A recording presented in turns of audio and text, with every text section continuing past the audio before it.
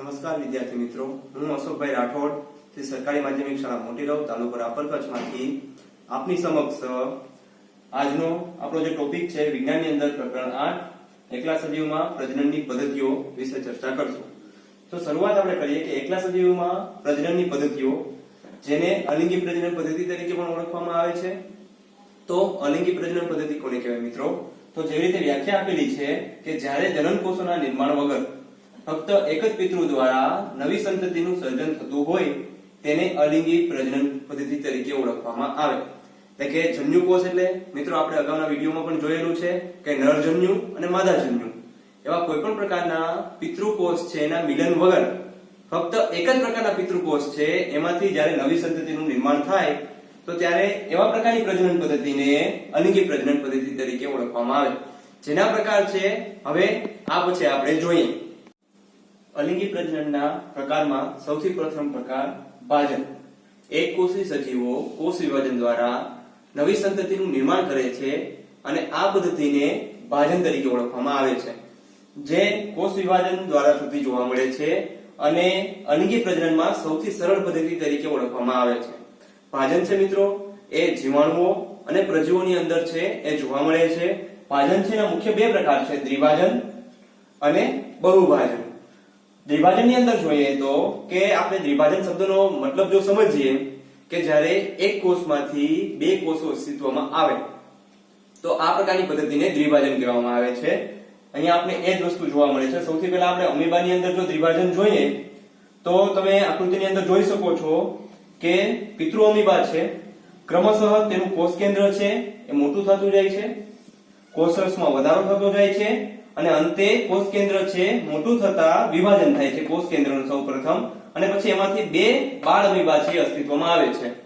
અમીબાનો આકાર છે મિત્રો એ અનિયમિત આકારનું પ્રાણી છે અને તેની અંદર દ્વિભાજન કોઈ પણ સમતલમાંથી થઈ શકે છે. એટલે જરૂરી નથી કે તમે આ છેડેથી તેને દ્વિભાજન બતાવો, ઉપરથી, નીચેથી અથવા તો આ સાઈડ ગમે તે સાઈડમાંથી તમે એનું દ્વિભાજન છે એ બતાવી શકો છો. બીજો જે પ્રકાર છે એ છે દ્વિભાજનની અંદર જ લેશમાનિયા. બીજું એક પ્રાણી છે જે કાલા આજાર રોગકારકનું એક પ્રાણી છે, એના માટે જવાબદાર. લેશમાનિયાની અંદર મિત્રો તમે બહારની સાઈડ જોઈ શકો છો એક ચાબુક જેવી રચના છે. તો અમીબાની અંદર જેમ ગમે તે અક્ષમાંથી વિભાજન થયું છે એ વસ્તુ અહીં નહીં જોવા મળે, કારણ કે શરીરના એક છેડે ચાબુક જેવી રચના છે. એટલે ચોક્કસ ભાગથી શરીરનું બે ભાગની અંદર વિભાજન જોવા મળશે લેશમાનિયાની અંદર. પછી ભાજનનો જો બીજો પ્રકાર આપણે જોઈએ તો બહુભાજન, જે પ્લાઝ્મોડિયમ પરોપજીવી મેલેરિયા માટે જવાબદાર પ્રજીવ છે. તેની અંદર એક જ કોષની અંદર કોષનું અનેક વખત વિભાજન થાય છે. એકમાંથી બે કોષો થાય છે ત્યારે અસ્તિત્વમાં નથી આવતા, પણ એક સાથે અનેક વખત વિભાજન થઈને એક સાથે બધા અસ્તિત્વમાં આવે છે. આ પ્રકારની પ્રજનન પદ્ધતિ છે એને કહેવામાં આવે છે બહુભાજન. હવે ત્યારબાદનો આપણો બીજો ટોપિક છે અવખંડન. અત્રે આપ જોઈ શકો છો આકૃતિની અંદર સરળ સંરચના ધરાવતું બહુકોષીય સજીવ સ્પાયરોગેરા છે.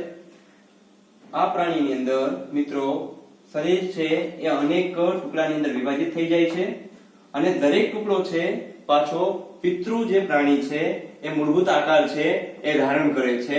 આ પ્રકારની પ્રજનન પદ્ધતિ છે એ અવખંડન સ્વરૂપે છે ઓળખવામાં આવે છે.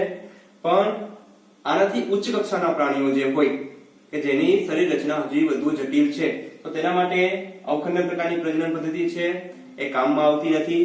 એનું મુખ્ય કારણ એ છે કે ખાલી કોષનો સમૂહ નથી હોતો, પણ કોષો એકત્રિત થઈને પેશી નિર્માણ પામે છે, પેશીઓ એકત્રિત થઈને અંગો, અંગો એકત્રિત થઈને અંગતંત્ર, અને આ દરેક પેશી અને અંગો છે એનું ચોક્કસ સ્થાન અને ચોક્કસ કાર્ય હોય છે.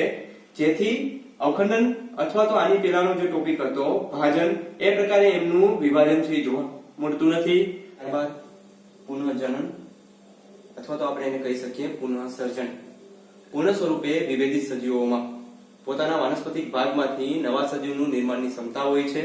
એટલે કે વનસ્પતિ સજીવનો કોઈ પણ ભાગ તૂટી જાય અથવા તો તોડી નાખવામાં આવે તો તે દરેક ભાગ છે નવા સજીવમાં રૂપાંતર પામવાની ક્ષમતા છે એ ધરાવે છે. જેનું ઉદાહરણ છે પ્લેનેરિયા અથવા તો હાઇડ્રા.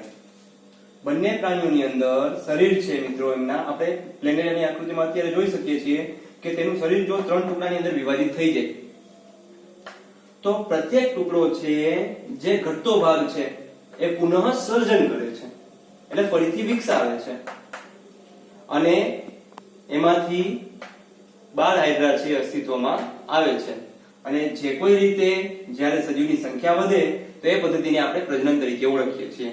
આ જે પદ્ધતિ છે એ ક્રમશઃ પ્રસરણથી થાય છે, કોષો, ત્યારબાદ પેશી નિર્માણ અને ત્યારબાદ સંપૂર્ણ સજીવ, એટલે કે એક પ્રકારના વિકાસની આ પદ્ધતિ તરીકે પણ ઓળખવામાં આવે છે મિત્રો એમને. અને આ પદ્ધતિ છે દરેક પ્રાણી માટે લાગુ પડતી નથી, કારણ કે બીજા કોઈ પણ પ્રાણીને છે શરીરના ટુકડા કરી અને નવા સજીવો છે અસ્તિત્વમાં લઈ આવી શકાતા નથી. કલિકા સર્જન. કલિકા સર્જનની અંદર મિત્રો આપ આકૃતિમાં જોઈ શકો છો કે હાઇડ્રાની આકૃતિ આપેલી છે, દરિયાઈ પ્રાણી, જેની અંદર તે એમના શરીરની અંદર એક ખાસ પ્રકારના કોષો હોય છે જે પુનઃસર્જન માટે પણ ઉપયોગમાં લેવાય છે. તેમના શરીરના કોઈ એક સ્થાનેથી સતત કોષ વિભાજનને હિસાબે શરીરનું કોઈ એક સ્થાન છે એ બહારની તરફ ઉપસી આવે છે.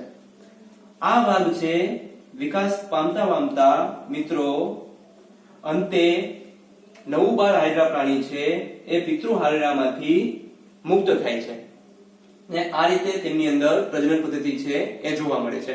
આ જ પ્રકારની પ્રજનન પદ્ધતિ મિત્રો આપને ઈસ્ટની અંદર પણ જોવા મળશે. ઈસ્ટની અંદર શરીરની બહાર એક કલિકા છે ઉપસી આવે છે, જે કલિકા અલગ પડતા ઈસ્ટ છે તેની સંતતિમાં વધારો થાય છે. ઘણી વખત આ પ્રક્રિયા 2 થી 3 વાર સતત થતા આપને એક વસાહત સ્વરૂપે ઈસ્ટ પણ જોવા મળે છે. આ સાથે મિત્રો આજનો આપણો ટોપિક જે હતો અલિંગી પ્રજનન પદ્ધતિ અને એમના પ્રકાર છે પૂર્ણ થાય છે. આશા રાખું છું કે વિડીયો તમને ગમ્યો હશે. આભાર.